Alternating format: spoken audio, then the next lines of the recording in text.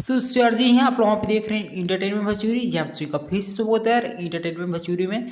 सो वहाँ पे जी हाँ जैसे यहाँ पे आज यहाँ पे गाने की बात करें तो वहाँ पे आज यहाँ पे दो यहाँ पे छठ गाने यहाँ पे आए हैं, जो कि एक यहाँ पे पवन सिंह जी का, दूसरा यहाँ पे खेसारी लाल का गाना आया है।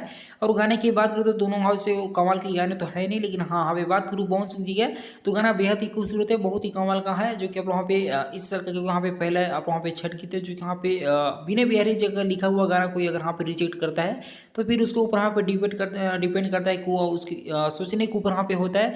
और बात करें यहाँ पे खेसारी की गाने की तो बाकी यहाँ पे उसको फैंस ही बता सकते हैं कैसा गाना है, लेकिन हाँ बात करें पवन सिंह जी की तो काफ़ी कमाल का गाना है। आप वहाँ पे जाकर जरूर से यहाँ पे गाने को सुनिए, जो कि बेहद ही खूबसूरत गाना है।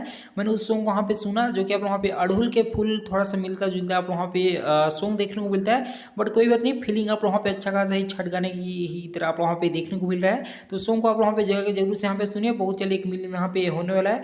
और जरूर से वहाँ पे जाते जाते वाले बताइए कैसा वहाँ पे सॉन्ग लगा। सो दोस्तों आपसे मिलेंगे किसी नेक्स्ट वीडियो में। जय हिंद, जय भोजपुरी, लव यू यार।